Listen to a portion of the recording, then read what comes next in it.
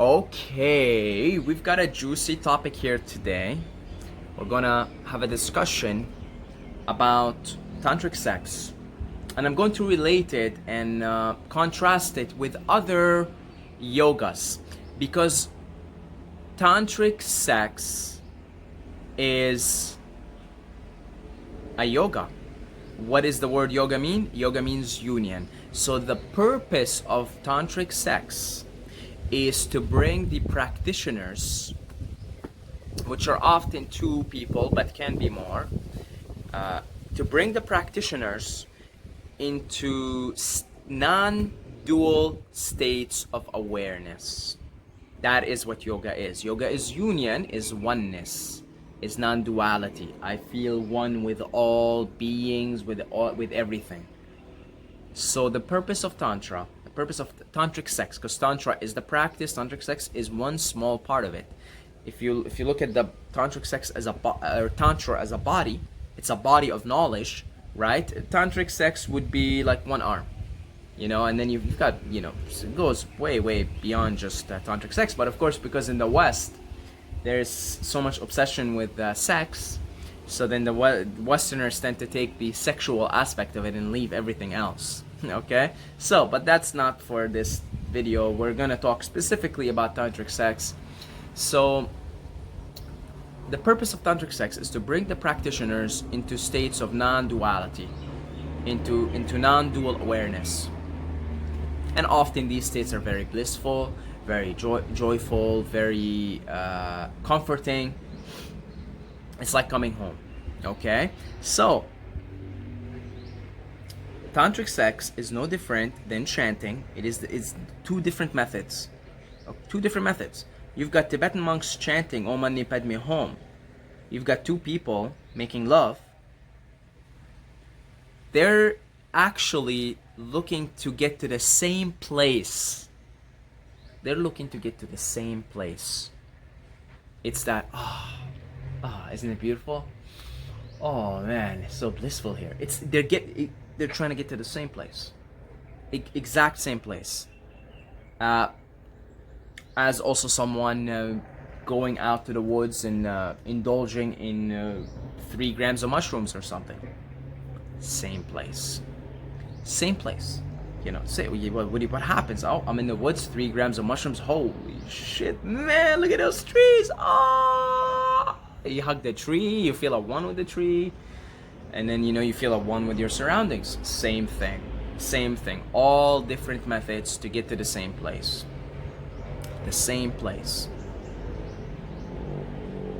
And all methods, and this is straight from Ram Dass actually, all methods are traps. I spoke in previous videos about why I no longer do psychedelics and I no longer microdose. When I say I no longer do psychedelics, I don't even have access to it anymore on purpose. I actually got rid of it. But again, it may be one of those things that I will indulge in once a year, or something like that, just to see where I'm at. But for the most part, that's pretty much, that chapter is over. And I talk in previous videos. You can go look at some recent videos on why that is. And I basically talk about the pitfalls of continuing to depend on your method. So I'm going to do the same thing here with tantric sex. Okay, and I've had an experience. I've had a sexual tantric sex experience recently. Okay, and so I'm not just speaking in theories here. Also, I'm speaking from direct experience. So the trap with every method that you use, chanting or hatha yoga or tantric sex or psychedelics, is because you're still working with the world of duality. You're trying to go beyond the duality. You're trying to experience non-duality, but you're using the world of duality to transcend it, you see, which is fine, which is perfect, which is beautiful, which is exactly why I dabbled with psychedelics and I've must have done over like hundreds of tabs of acid, hundreds. I dabbled with it because I continuously wanted to experience non-duality until eventually I realized that what is happening is you're using something other than what do you perceive? Oh, there's a tab of acid, there's 3 grams of mushrooms. There's me and there are the mushrooms. There's me and there's the acid. And when I take that, I'm going to experience something that is out of this world, literally out of this world. And what that does is it creates an attachment to the method, and it creates a need.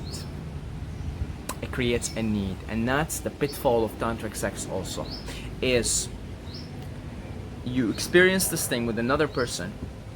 And so this is duality. There is me, there is John, and there is Susie, right? John and Susie. So here is me, John, here is you, Susie. I dig Susie, John digs Susie, Susie digs John, and they're attracted to one another on a mind, body, spirit complex. Oh, I like the way you are, material, you know, I like your body, I like yours too. Oh, I love your personality, your mind, I love yours too. And oh my God, I look in your eyes and oh, they're so beautiful, you know, all that. Great, great. But we're still two different people here. You see, it's still, I'm John and there's Susie. So we're going to use the duality here, our illusion of separation, that we're separate, that we're two different beings, to go into that place. To go into that place. So, you know, you sit there with each other and you begin to do the eye gazing, and you just kind of get lost in, you know, in each other's eyes, and you begin to, you know, kiss and touch and do all that stuff, you know, and then the energy is rising and it's beautiful, and man, holy, you begin to feel blissful. You begin to feel like, oh wow, you know, you go and you hug each other for like, yeah, for 10 minutes, like just the biggest hug you can give anybody, you know, and wow, I'm in this beautiful place. Oh, it's all blissful. Come here, more hugging, more kissing. Oh yeah, oh yeah. Oh man, oh this is groovy, isn't it? Oh boy. Oh, only if I can just be in this place all the time. Come here, baby, more hugging, more cuddling. All right, more cuddling, and you go on for the next 10 hours, just in each other's, immersed fully in one another. And beautiful, beautiful experience, right? Absolutely out of this world. Then, you know, next day comes and, you know, you go on about your day, she goes on about her day, but you're obviously, you know, this beautiful experience that brought you straight into the present, that brought you straight into the here and the now, that brought you into love, into joy, your joy, oh God, right, oh, everything's all right. Okay, of course you want to have that experience again, and so you go on, you have it again, you have it again, you have it again, you have it again. In the same way that, you know, you try psychedelics and you're like, holy shit, and you have it again and you have it again, and 4 years later you're still having it again and having it again, because it's bringing you into your true essence. You are using an external substance, something external than you, that is perceived as separate from you, that you perceive, to bring you into the non-dual state of awareness, which is, it's more addictive than heroin. It's more addictive than anything. This state, because it's you, it's the true essence of you, presence, awareness, bliss, Sat Chit Ananda, absolute knowledge, absolute existence, absolute bliss. So, what happens though, is the more you use the method, the more you're attached to the method. It happened to me with psychedelics. It took me 4 years before finally I said, all right, I don't need this anymore. The more you use the method, the more it brings you to that lovely, blissful state of awareness, presence. Oh man, love, I love everything. I love you, I love me. Hey, come here, give me another kiss here, come here. Oh, you know, it brings you to that place. But the more you use it, the more you're likely to develop an attachment to it, an addiction to it. You see? And then, in that continuous use of that method over and over, that's why all methods are traps, ultimately. An illusory need is thus created. Oh man, what am I going to do without my acid tabs? I mean, I brought them here. I brought because of, you know, I was like, what am I going to do? You know, I've been doing this for 3 years now, 4 years. Right, and it's bringing me into these lovely states. How am I going to make videos again? You know, because I get in such states of flow. I channel such wisdom from above. Man, I need this. So I brought them with me here. I brought them in. I had to get rid of them recently because I brought too many. Because that's how strongly the attachment to my method was. It created an illusory need. created an illusory need, that I need something. In the same way, so you engage in tantric sex and you're in love with this person. Every time it doesn't fail. Just like taking acid, doesn't fail. Every time you're with this person, boom, you're brought into these states of bliss, into presence, into your true essence as God. Okay. So, all right. First of all, you created an illusory need that you need another person to feel that bliss, to feel that peace, to feel that joy, to feel that harmony, to feel that cosmic love, that infinite love. So the more you use this method, the more you use another person in that way to bring you and that other person into these states of awareness, the more likely you are to literally get addicted to that person and get addicted to the method. So your sweetheart has to be somewhere for a month. You have to be separated from your sweetheart for a month. Oh my God. And then you go on and you everything for that 1 month. You're just like, man, I can't wait for you to come back. And you're constantly texting your sweetheart and you're messaging and, oh my God, I cannot tell you, I can't wait for you to come back again. Oh my God. And you go on for that 1 month and all you can think about is your sweetheart. You can't wait because, well, that's the only way you know how to get high. That's the only way how you know how to access that innate presence, that the true essence of you, that bliss, your bliss basically. So that 1 month, you're spending that entire month just thinking about when your sweetheart comes back and how you're gonna make love to her and how sweet it's gonna be. And then that's for 1 month you're fast asleep, all because you're all in your mind. You're just you're just thinking about just when your sweetheart comes back, when you're united with your sweetheart again. So that 1 month you were asleep. Why were you asleep? Because you were in your mind, thinking about what's gonna happen, what you're gonna do to her, what you're gonna say to her. Oh, you're in your mind. You're not even here anymore. For an entire month, you're not even here. You're fast asleep. That same bliss that you experience when you're with your sweetheart, actually the joke is you can experience that every moment, every single moment. You can be that blissful, peaceful awareness that you get to experience in when you have tantric sex. You see? So if you begin to use this method, and it really never fails, right? Tantric sex, if you're with the right person too and you're both vibing, just like taking a tab of acid, it doesn't fail, baby. It's gonna bring you to that place. It just doesn't fail. So these methods are very powerful, but then because they're so powerful, they have such a tendency to create the attachment, to create the trap, that you mistake the map for the territory. See, the psychedelic is the map. The territory is you. Tantric sex is the map. The territory is you. Every moment you can be that awareness. You can be that peaceful, blissful awareness. Okay? So there is a trap. There is a problem here. Is you're creating an illusory need. Now you think, I need this person. And then something happens between you and this person, and then boom, it just it's not working anymore for whatever reason.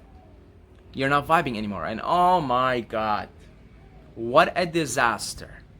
Isn't it? What a disaster. This is why people get their hearts broken when they break up with someone, because they experience this place and they don't know how else to access this loving, peaceful, blissful awareness that is the true nature of you. So people get distraught.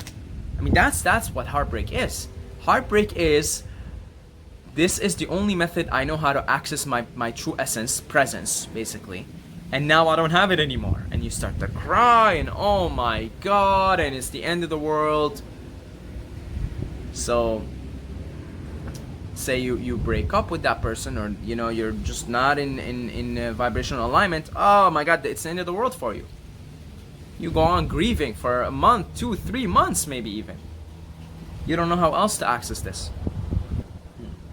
Right? It's like, again, it's like if I suddenly didn't have, before I began to realize all these things, like if I suddenly didn't have my tabs of acid, and I had a continuous supply for the last 4 years. Continuous. I was, should I even say this on video? But, let's just say when people wanted psychedelics, they texted Saeed. Let's just say that. Okay? So, continuous supply. And I was always like, man, I gotta always have supply. Always. I was growing an attachment to the method. An illusory need. So there you go. Now you're under so now you break up with that person and you're like, man, I gotta find me another person now. So you put yourself out in the market because you're like, man, I gotta have tantric sex. Tantric sex, it's the way, man. It's the way. I mean, without tantric sex, I mean, you know, how can you be happy? How can you be happy? You know. So you go, you put yourself on the market again, and you're in this again state of seeking and desiring and needing. I gotta have another partner now, and you look for another partner, and you know, and you try it with someone, and you're like, it wasn't the same as the person I was with before, and then you you try again and again.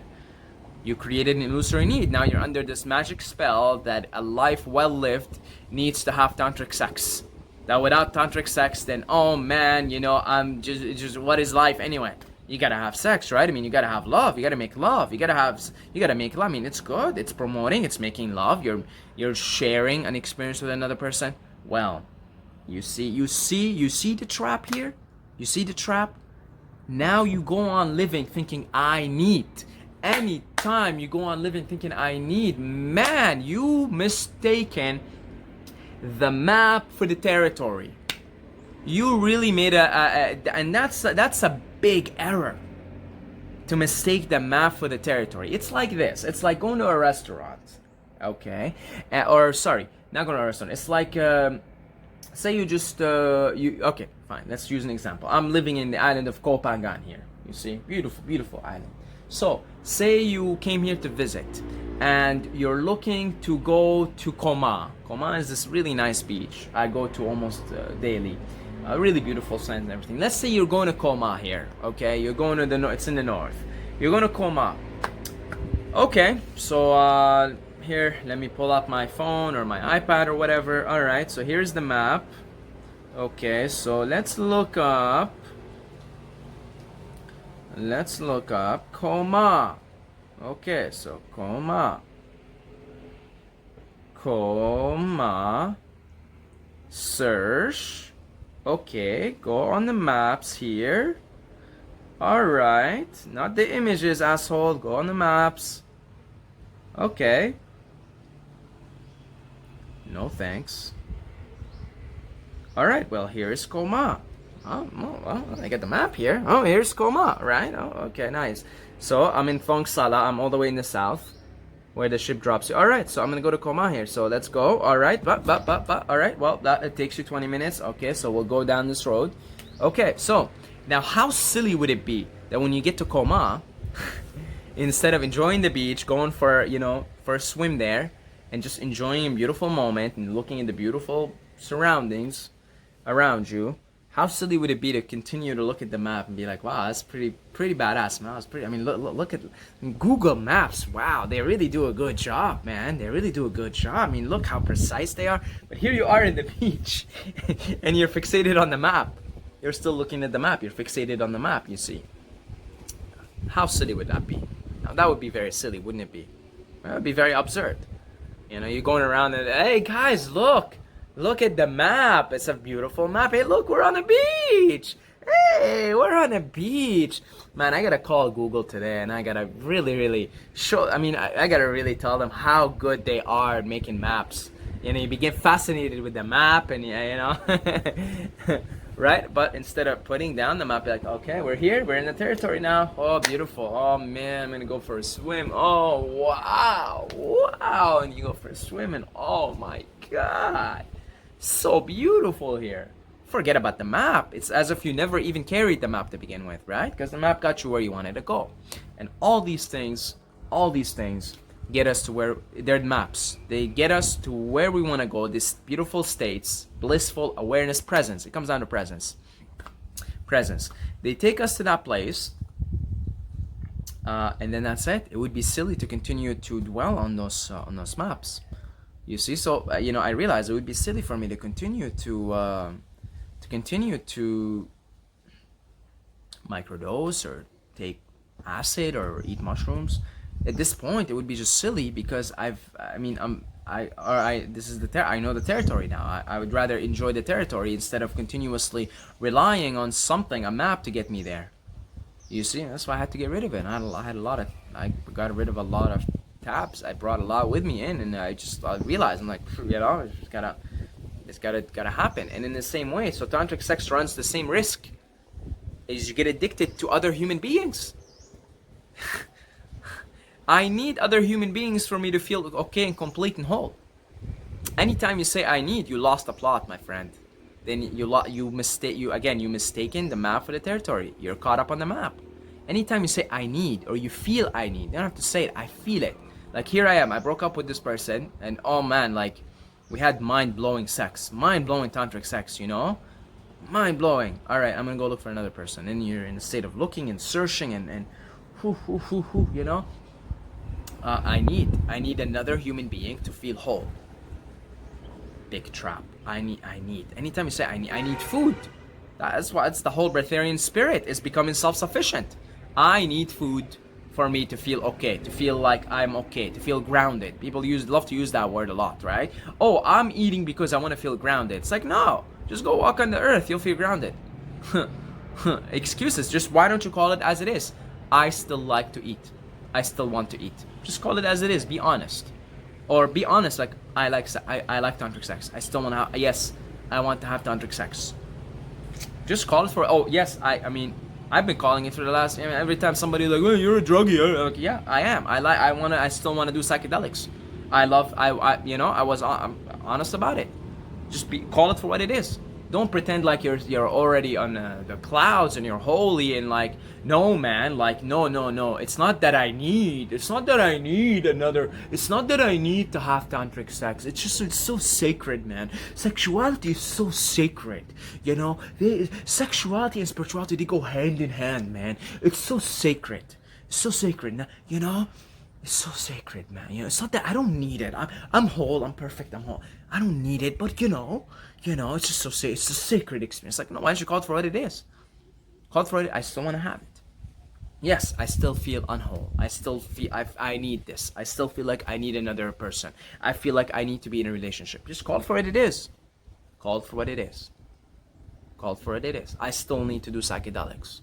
Yes, that was my answer. Every time somebody, like, I still need it. Yeah, I feel like I need it. Right now, I still eat.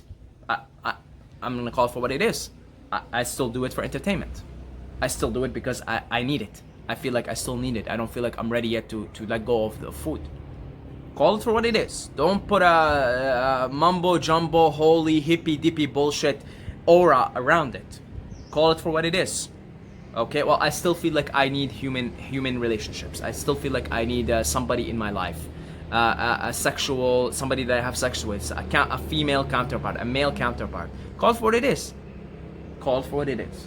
And then we're cool. Be honest, okay? Just be honest. Be honest. But in truth, you know, the minute you feel I need, or you say I need, is like, again, just it's a good feedback for you. Continue to do what you're doing. Continue. But just realize now, when you, in your continuation, like all the time in the last 6 months to a year, I was no longer taking psychedelics. I was no longer doing acid and mushrooms occasionally. I was no longer doing psychedelics from a place of, this is, I need to keep doing it. About a year ago, actually, I started to know that, holy shit, these are my last days with psychedelics, aren't they? Because I begin to realize that for the first 3 years, I thought they were the territory. After about 3 years, I started to realize, no, they're the map. And all the way through the last 12 months, and I continued to do them.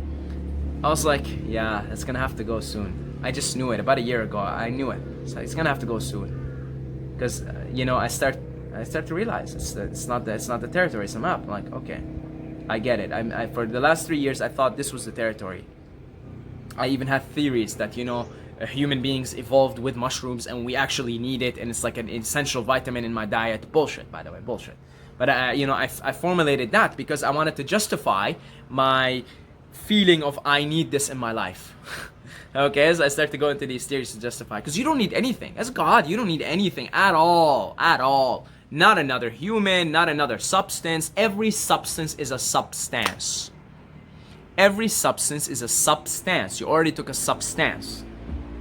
Who you are don't need anything at all. At all. Okay? Absolutely nothing, folks. Nothing. You're it. You're the Tao. You're the way. So, Yeah, so then just recognize that the potential for the trapping of tantric sex is that it may very well develop an addiction and a need for other human beings. That's the trap that you're gonna have to be aware of and mindful of as you continue to explore yourself in all the ways that you want to explore yourself. Okay, and there is a place where you can have tantric sex but be completely detached because you fully realize who you are. And I spoke this about this in my video Fuck Society. Go watch it. It's the best video I ever made.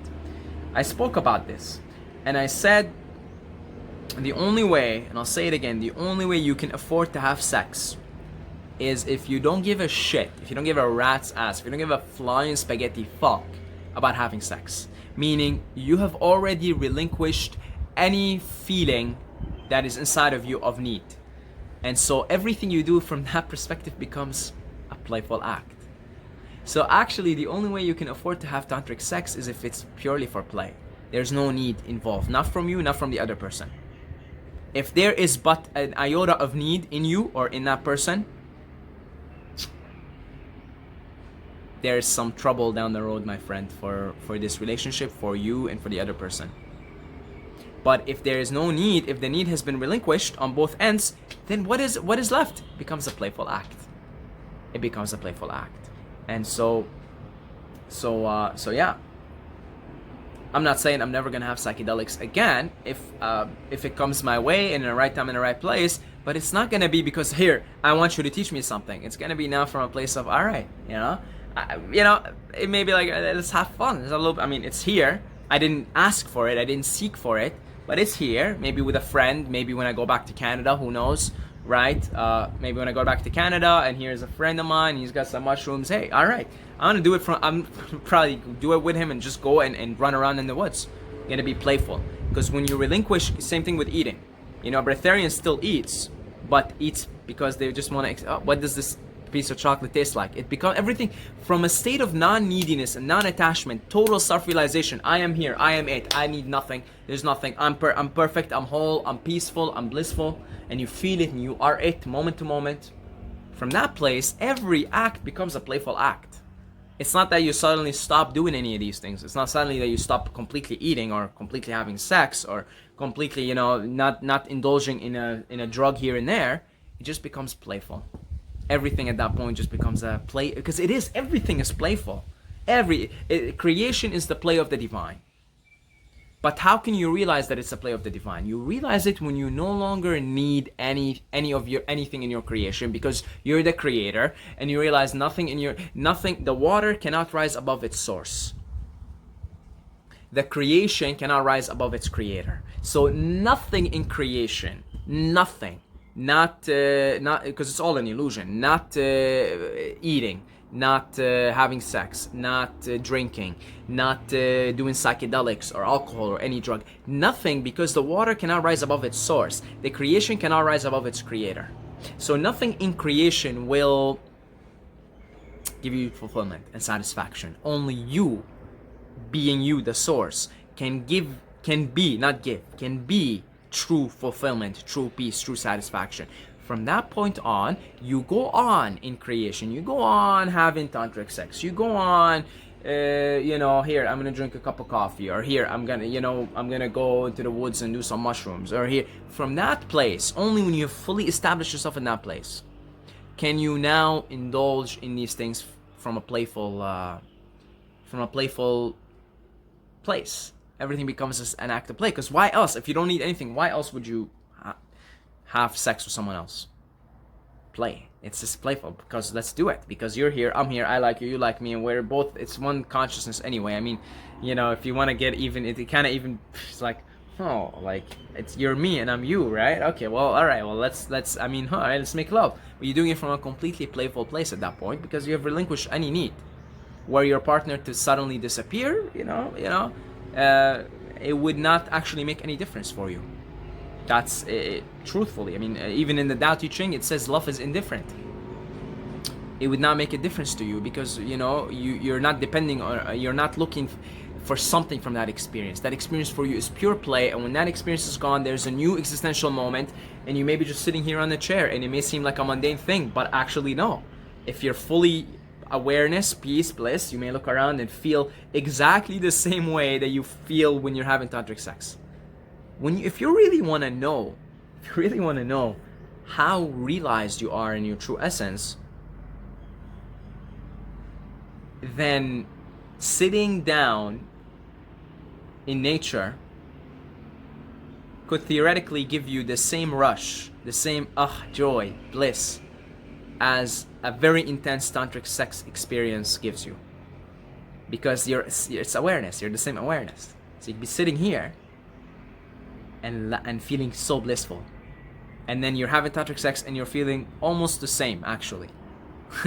Yeah, almost the same. It's because it's the same. You're the same. You're bliss. If you're carrying that bliss everywhere, then everything is blissful.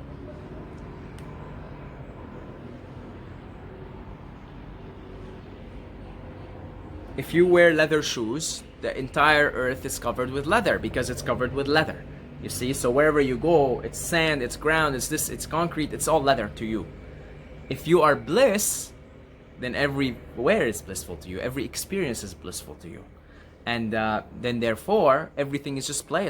Then everything just has a playful act. Now, look, before we begin, just not to give the wrong impression here. Again, I've engaged in both these practices. My practice with psychedelics was deeper, but I engaged in both Tantra and psychedelics. Again, when you don't know who you are and you're completely asleep, and because this is, we all have amnesia here, then it almost becomes necessary for you to experience something in a very intense way that shakes you. Like, oh man, it was absolutely necessary for me to experience psychedelics and to go as deep as I went with them. Because I was fast asleep before. Totally amnesic. Totally, what? How? I have not experienced this thing, this feeling of who I am. How else would I have experienced it? So I'm not downplaying the importance of these experiences. And if you're involved in one yoga or another, I gotta pause this and go back. And if you're involved with one yoga or another, it may very well require you to go very deep into it to even begin to realize that you don't even really need anything anymore. So I'm not at all downplaying the importance of reaching these non-dual states using these methods. And again, you may have to go very deep. You may have to go very deep into tantric sex, very, very deep. Explore that very deeply, or go into psychedelics and explore that very deeply, or go into hatha yoga and explore that very deeply, or into chanting. Some yogis, they dedicate their life to chanting. That's their way. Before going deep into the method makes you realize that I see that's not the territory, that's the map. And then you come back. And then it's not that I'm never going to indulge. Okay, I realize who I am. I no longer need to have tantric sex, which you don't need to longer have it. I no longer need to do psychedelics, which is true. I no longer need to do it. I no longer need to eat, which is true. You no longer need to eat it. It's not that you're never going to experience these things again. It's now you're experiencing them from a totally different place. It's from a place of play. Completely playful. Just playful. You see, it's just everything becomes a playful act. It's not that you're not going to experience them anymore. You see, it's just everything becomes for entertainment. Everything becomes for pleasure. Everything becomes for entertainment, for play. And the interesting thing is, from that place, these experiences don't add up anything to you because you can't add anything to perfection. So, funnily enough, you may, from that place of realization of true self, of being the true self, moment to moment. It's funny because every one of those experiences just becomes, because you're the same. If you're wearing leather, everything is leather. If you're bliss, everything. So you experience tantric sex from that place and it's blissful. It's a blissful experience. You experience eating from that place and it's a blissful experience. You experience a walk in nature and it's a blissful experience because you're a bliss. You're wearing bliss. Therefore, everything is bliss. And you see why you don't even need to have, there's no need anymore. So everything becomes playful. There's no seeking. From that place, you're not seeking a partner.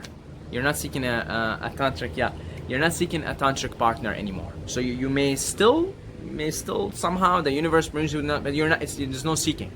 Oh, there's a partner now. All right, let's play that game. Oh, there's no more. Oh, no, all right. It's no longer seeking from that place. You're not seeking. That's very important to understand. Because why would you seek? You're it. You're it. So then everything is just a playful act. You go on through life and everything becomes beautiful, because everything is playful at that point. There's no need. But when there is need, there's no play. I need you. Oh my God, I need you in my life, babe. I need you. Oh, I need food. I can't. I need acid. I brought a bunch here. I need you. It's like, where's the play? Where's the fun? You missed the point. You can only play from a place of perfection. So go back into the self and realize the true essence of self. Okay. So this was a fun video to make, and hopefully you got something out of it. I'm sure if you watched it up until now, you definitely got something out of it. And hopefully I clarified for you all the nuances and the places where, it may have caused some confusion or something like that. Okay? And continue to do you, continue to be the eternal, peaceful, perfect, blissful being that you are. You cannot add perfection to anything that is perfect, which is what you are. You're perfect. And that's about it. Thank you to all the Patreons for your continuous support on this platform. I love you guys. Mwah. Thank you very much. If you would like to support via Patreon, you have a couple of bucks a month to spare, or you want to just make a one-time donation on PayPal, we got links in the description. Side Mobile and Instagram if you want to talk about anything, or you got a video request or anything like that. And until next time, may the force be with you.